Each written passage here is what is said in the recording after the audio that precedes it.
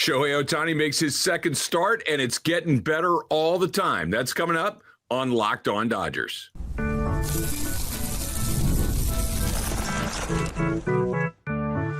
You are Locked On Dodgers, your daily Los Angeles Dodgers podcast. Part of the Locked On Podcast Network, your team every day.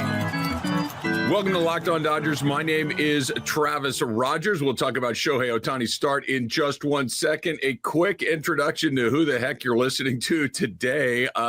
Maybe you know me from my radio show on ESPN 710 here in Los Angeles. I do it with DeMarco Farr every day from 9 to noon on 710 ESPN. Maybe you know me from my work over the last several years on Locked On Rams that I've done with Doug McCain for a while now. If you do not know me, I am the new guy here on Locked On Dodgers. Very excited to be here. I am an LA native. I am a Dodger fan of going on, yikes, hard to say out loud, nearly 50 years.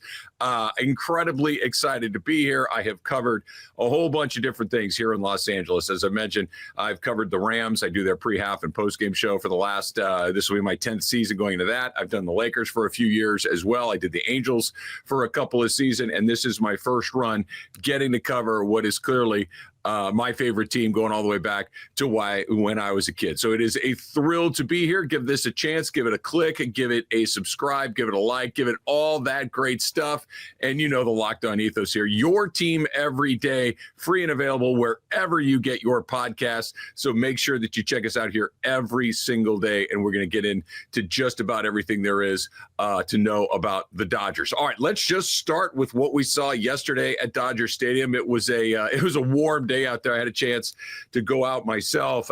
It was an incredible afternoon for Shohei Ohtani. Let's break this into two separate parts. Let's break this into, number one, the part where he was on the mound. It obviously was an incredible step forward from his first outing against the Padres earlier in the week, where very clearly he was not sharp. Very clearly he was pumped up. The adrenaline was racing. This was something that was, quite frankly, a little uncommon to see from Shohei Ohtani. When he goes out there, he has this preternatural calm to him that even in the biggest moments, it seems like Ohtani is moving at a very deliberate, Ohtani-like pace. And when you saw him against the Padres earlier in the week, that was not the case. He was very, very animated, maybe not like as far as his motions go, maybe not as far as like what the way that he looked, but watching him perform, that was somebody that was peaking on adrenaline. This was much more like somebody who was just very good at what they do. And like we know, Shohei Ohtani is very, very good at what he does on both ends of it, both in the batter's box, on the bases, and certainly yesterday on the mound. Just very quickly, the line score for Ohtani, 1 inning pitched. I think there was some speculation about whether or not he was going to get to go out and do the up downs, go out there, pitch the first inning, go sit down, go back out there for the second inning. Didn't appear like that was part of the plan, unless something, maybe unusual might have happened where he had like maybe an 8 or a 9 pitch first inning. And by the way, could have gotten a little bit closer to that had that pop-up not jumped out of Mookie Betts' glove there in the top of the first inning. But the way that Kasperius was ready to come in after that, it leads you to believe that Ohtani was very likely only going to go the 1 inning. He throws 18 pitches, 12 of them for strikes, a much better average than he had in his first game against the San Diego Padres. Now, a couple of things happening right there, in my opinion. Number one, he's pitching against a Washington Nationals team that is far less threatening than the one that he faced against the San Diego Padres earlier in the week. I think you can attack the Nats differently and more aggressively than you can against a team like the San Diego Padres. So I think that was part of it. And then the larger part, if I had to guess, was just simply his ability to locate his pitches better the second time through, in a Dodger uniform. This was not the first time he'd faced live major league hitters. This was the second time he'd faced my major league hitters. This was something that was more of okay, I'm going out there to pitch again. The adrenaline had probably bled off a little bit from that first start, and he was able to land his pitches much more effectively. He was able to get ahead much more effectively. Really no threat to speak of other than the ball, like I mentioned a second ago, that popped out of Mookie's glove. He picked up his first couple of strikeouts in a Dodger uniform, the first of which was just an unbelievable, what are we calling that, a sweeper, a slider? I don't name it whatever you want. I just know that the guy got going, couldn't stop, and the next thing you know, that ball is in the other batter's box, and strikeout number one. He picks up his second strikeout later in the inning. No hits, no runs, the one error along the way, a couple of strikeouts, and he goes out there and finishes his second outing as a Dodger much, much more completely, I think, than he did in his first outing. Now, the next big step, obviously, is getting him out there for a second inning. I don't think this is anything other than the Dodgers being remarkably cautious, because we've seen him throw, far more pitches than he has in a game in his side work, in his bullpens, in his live BP. This would be something that if the Dodgers had the luxury of putting him into the minor leagues for a rehab assignment, the way that just about every other pitcher in baseball would be able to do, I think you would have seen him stretched out a little bit. But obviously, because of the way that he's a two-way guy, you don't have the luxury of sitting him down like that. If there was any sort of trepidation, if there was any sort of worry at all about whether or not he was going to be able to hit and pitch, we saw when he pitched against San Diego, the next day he had a pretty rough day, a 4 strikeout day. We'll see what it looks like when they play the Rockies. Maybe not the best measuring stick to see where you are, the Colorado Rockies, but certainly something to keep your eye on. But just a huge day at the plate for Ohtani as well. And this is where it just becomes nonsense. This is where it's just comic book kind of stuff, where he not only starts the game, strikes out a couple of guys, dominates, but goes out there, has 2 hits. He goes 2 for 4. He scores 3 runs, not 1 or 2, but 3 runs. He touches home, continues to lead the National League in that category. He picks up 5 RBI, 1 on a 3-run bases clearing, bases loaded triple, which and again, as the new guy here on Locked On Dodgers, maybe some of you are unfamiliar with me. Maybe some of you are and have heard me talk about Ohtani a lot, both on Locked On Rams, which we talk about him a lot over there, and certainly on my radio show. I think my favorite thing about Shohei Ohtani, and the list is long and distinguished, but my favorite thing is his ability to run the bases. And when he dropped it into overdrive coming around second base and cruised into third, there is not too many things you're going to see on a baseball field that are more athletic than that. But of course, he picks up a triple. He picks up a home run. He starts the game on the mound and strikes out a couple of guys. This is the complete Ohtani. This is the thing that makes all of us just jaw drop and be so incredibly excited about what he may bring. And of course, just this season for the Los Angeles Dodgers, here we are, late June 23rd, as we sit here right now. The Dodgers need starting pitching. The Dodgers need some guys to give them a little bit of depth. And if Shohei Ohtani could be one of those guys, all the better. Ben Kasparius certainly did his part as well, came in there and pitched a bunch of bulk innings through the middle of the game. And, we got the Kike there towards the end. But all in all, a terrific second outing for Shohei Ohtani. Next step, of course, more innings, more pitches, and the dreaded up-down, which is something that will happen before too long. But just an incredible step forward for Shohei Ohtani, and you're starting to see why the Dodgers invested what they did in him, getting some of that two-way action and still able to perform at the absolutely very highest levels on the offensive side as well. So a big, big day for Ohtani and the Dodgers, who have a blowout win against the Nats before they head out to go take on the Colorado Rockies. All right, coming up next, that Dodger lineup was quiet until it wasn't. That depth is an absolute monster. That's coming up next on Locked On Rams. Are you looking for a snack that's both delicious and nutritious? Crack into a good source of protein with Wonderful Pistachios. Wonderful Pistachios is one of the highest protein nuts. Each 1 ounce serving has 6 grams of protein, giving you over 10% of your daily value. Plus, they're packed with fiber and better for you unsaturated fats to help you feeling fuller longer. Personally, I love the no shells variety. Here's what I like to do. Put them in a little pan, kind of toast them in a little pan, then throw them in a salad, throw them on top of maybe some tomatoes like that. Just an incredible elevator for you. It is the perfect grab and go snack for busy days. Put a little baggie in your lunch bag, in your backpack. It's a great way to do it. So whether you're snacking at your desks, on a road trip, or just need a quick protein boost, they're always my go-to. And if you love cracking open every shell for that satisfying little right, the in-shell options are a classic favorite as well, and you can't throw them on anything that doesn't make it a lot better. So get snacking and get cracking with the snack that packs a protein punch. Visit wonderfulpistachios.com to learn more.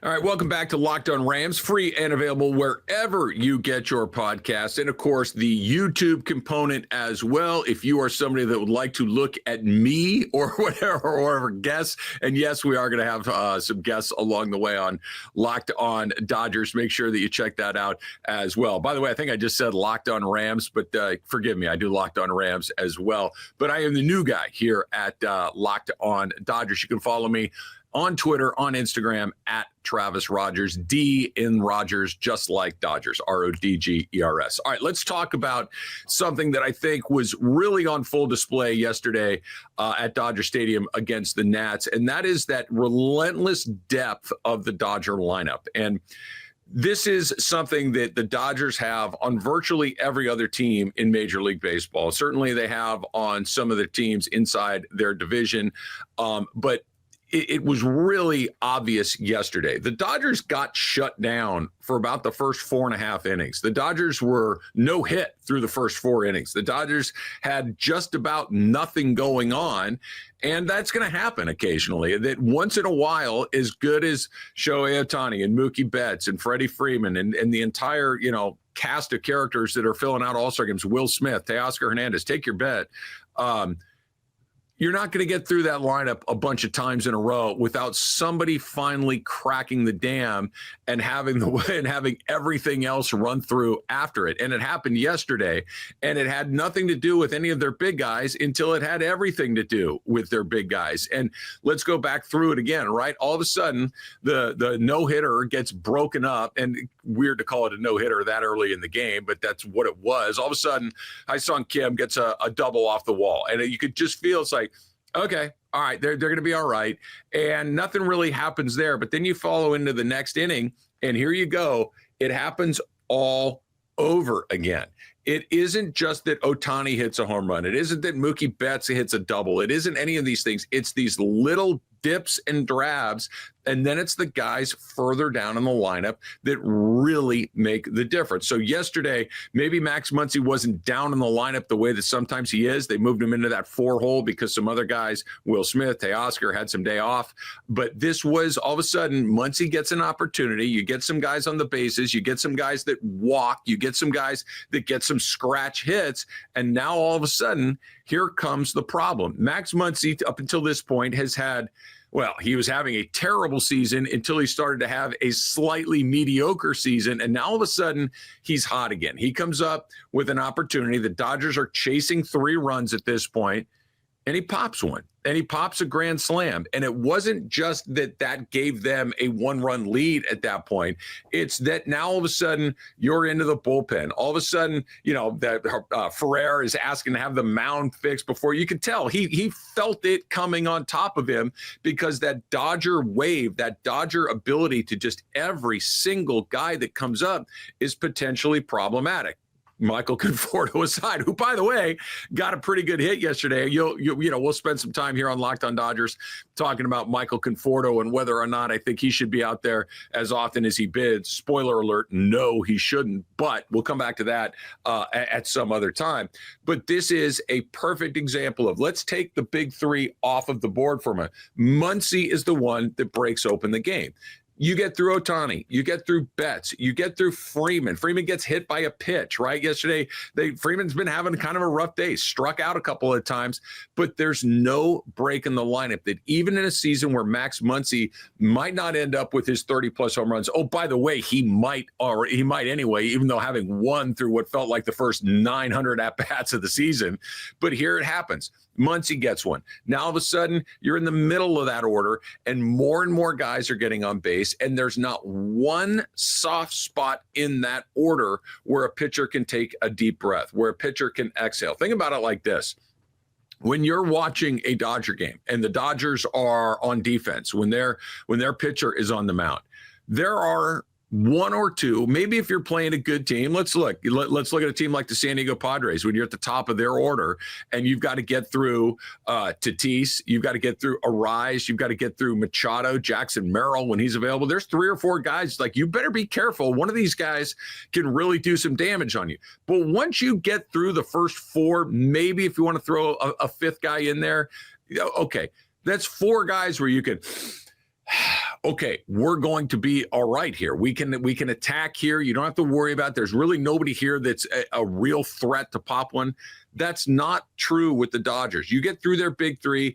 It's Muncy, and then it's Edman, and then it's, well, let's put Conforto to the side, but it's Kim. It's all of these different guys that can make your day a bad day. And even a player like Dalton Rushing, who was in the lineup yesterday for Will Smith, is a guy that can hurt you, and he's just getting started. So Andy Pages is on an absolute heater right now. He can hurt you. This is an advantage that the Dodgers have that very few of these other teams do, this ability to grind you out inning after inning, series after series. And when they get into the middle of the bullpen, when they get out of that starter, because, by definition, right, the starting pitcher, unless we're using openers, is going to be a far better pitcher than the middle guy.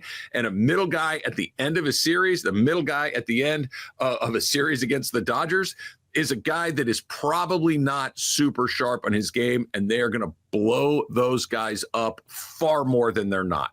They're going to get opportunity after opportunity after opportunity, and then you see what happens. When the bottom half of that order starts to grind you out, when that bottom half of the order, guys like Edman and Pages and Kim and go right on down the line, are making you work. They're getting on base. They're making you dig. They're making you throw a lot of pitches. They're making you go deep into counts. All of a sudden, what happens? Oh, snap. That's Ohtani with the bases loaded. Oh, my goodness. Here comes Muncy again with a bunch of guys on base in front of him, and it's going to wear you down. And that is, I think, one of the great advantages that the Dodgers have had all season long, and not just this season, but over the course of the last several seasons, that depth of their lineup. And this is why guys like Chris Taylor, guys like Austin Barnes, had to go. This is why guys like that had served a very valuable purpose for a very long time. Chris Taylor was one of those guys that did add depth to a lineup for a very long time until you didn't. And right now, really, when you go down it, just about every single guy does. And I don't think necessarily that you won't see them try to add one more bat along the way to continue to do what they've done for such a long time. And you're going to see it day after day, series after series, week after week, month after month. And this is what has kept them in the I don't want to say kept them in it, because they're in first place. They're one of the best teams in the National League, one of the best teams in baseball. But this is what has allowed them to be as good as they've been without really playing all that well all season long. Think about everything that's happened with their starting pitching, right? They really haven't had any starter take the ball week after week after week other than Yamamoto in May, and to varying degrees of success. But they've been having to backfill their rotation all season long.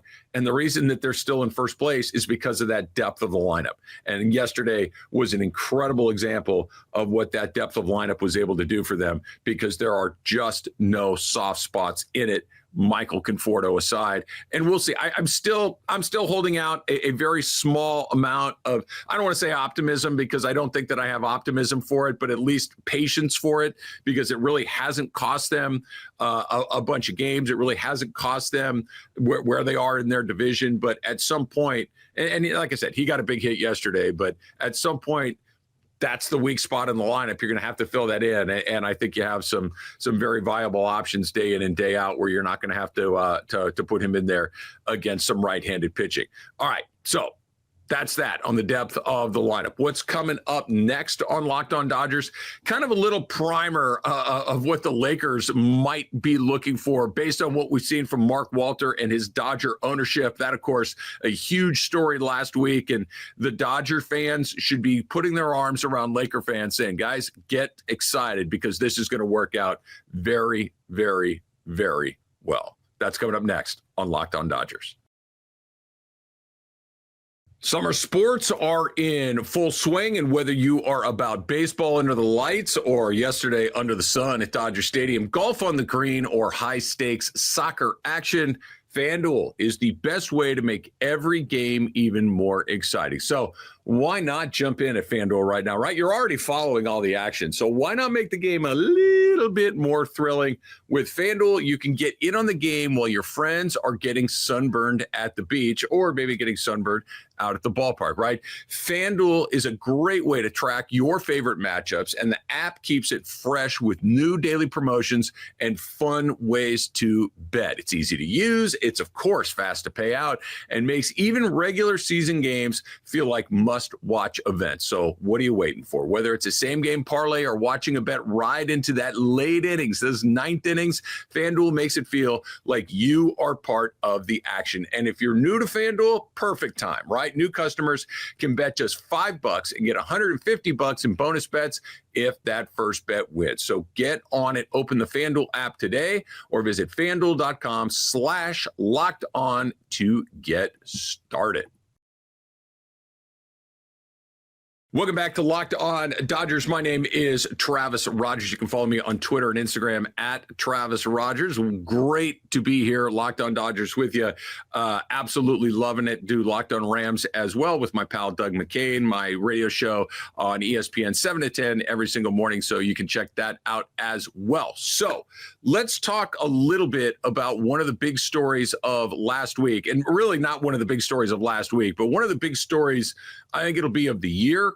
And depending on what happens next, it might be one of the big stories about what happens over the next several years and maybe even beyond, right? We're talking about the Lakers and the Buss family deciding to sell the team to Mark Walter and his group, of course, the team that has owned the Dodgers since the early 2010s. If you are a Laker fan, I can't imagine that you would be anything other than ecstatic about what has happened, because I think it's a great time to kind of go back and revisit what the Guggenheim Group, Mark Walter and his team have done with the Dodgers over the last, decade and a half, wherever you want to kind of jump in on it. So this isn't just a rich guy buying your favorite team. Everybody that owns these teams are rich guys, but you're never quite sure what you're going to get. You're never quite sure how it's going to land with your new team. And are they going to be hands-on? Are they going to be absentee? Are they just looking to squeeze every last dollar out of it? Or are they looking to win? Are they looking to give their fans a premium experience? Are they looking to reinvest in the product on the field or on the court? And you really never know until they've been here for a while. Well, Laker fans know, because they've seen the example right up the street. And the example that Mark Walter and his group with the Dodgers have put out in front of everyone is the dream scenario. Think about it. Go back to when the Dodgers were sold, from the McCourt group to this group. The Dodgers were not just not very good, they were boring. The McCourt did the thing that was almost impossible to do. He made people stop going to Dodger Stadium. I'm a native of Angelino. I've been here basically my entire life. Dodger Stadium was always a great place to go. Dodger Stadium was always something that, even when the team wasn't great, you knew that the team was committed to trying to be good, to try to remain competitive, going all the way back to the O'Malleys, right up until the McCourt era, really. And that stopped happening. Well, here comes the Guggenheim Group. Here comes Mark Walter. And quite frankly, I was like, I don't know. I mean, I know Magic Johnson's name, Billie Jean King's name, but we'll see what it is. And the roadmap that they laid out on how they were going to run this team, and again, you have to assume that this is the roadmap that they're going to lay out to run the Lakers, was exactly what you would hope. They made a big splash by acquiring some big talent. Go back to the Adrian Gonzalez trade at this point and saying, guys, we're not running this like a small market team. We're not running this to where we're just trying to, turn $1 into $1.25. We're in this to do big things. We're in this to win. We're in this and we understand who we are. We're the Los Angeles Dodgers, and we're going to make this go the way that it needs to go. And they did. And they were patient. And they allowed Ned Coletti to stay. They evaluated, and it wasn't this acrimonious blow up where all of a sudden he's down the road. They ultimately decided to move on to Andrew Freeman, who was identified for a while as the absolute best guy in the business. They looked around. They said, that team over there in Tampa that has no money, that has no resources to speak of, why are they good every year?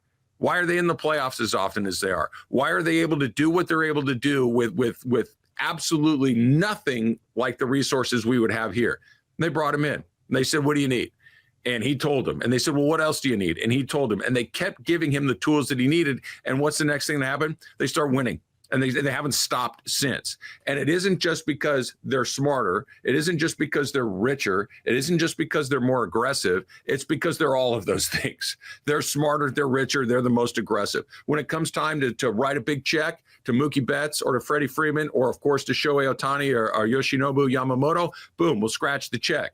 When it comes to continuing to draft and develop guys that are attractive to other teams so you can use them as assets to go and acquire other players, they're able to do that. When they can draft and develop their own players in the back end of the rotation, so when all of the starting pitchers go down, we're able to keep your head above the water and continue to go. They've been able to do that. They haven't turned the manager over despite people screaming and yelling and banging their fists. Dave Roberts has got to go. What they thought was, no, you know what? We've got the right man for the job. He's exactly where he's supposed to be. And just because it didn't work doesn't mean it isn't the right decision. And they let it play out. Compare that to what the Lakers have done over the last several years, where we're going to go left. No, we're going to go right. No, we're going to do a U-turn. No, we're going to go forward. There was no vision to speak of whatsoever other than, hey, let's win for LeBron. Well, that's not a plan. That's an idea. That's a goal, but that's not a plan. The Dodgers have had a plan from the moment that they've showed up. The Dodgers continue to execute their plan day after day after day. Their plan is to be the exemplary organization and to make sure that every single aspect of it runs like that. And oh, by the way, all this money we're making, we're putting it back out on the field. So when you look around and you see every single player out there, you say, okay, that guy's a great player. That guy's a great player. That guy is an expensive player. And they, do they miss occasionally? Sure. Who doesn't? But this is what's coming for the Lakers. And when I saw this, I don't know if I've ever been more excited about an acquisition that I've seen in a very, very long time, because this isn't the other guy's gone. We'll see. It wasn't really working out as well as I think people would have hoped over the last several years. Got some new blood in here. Cross your fingers in hopes that it goes. It's going to go. And I get it. Baseball and basketball are not the same. Baseball is an uncapped sport. Basketball, for all intents and purposes, with all that apron nonsense, is virtually a capped sport. But boy, oh boy, what an unbelievable opportunity for Laker fans, because we've seen what it does for the Dodgers. They're in the playoffs every year. They have the best players or close to it every year. They spend money when it's time to spend money every year. They're not reckless. They don't get pinned in on things that are bad deals over and over and over again, to the point where you really can't operate like that.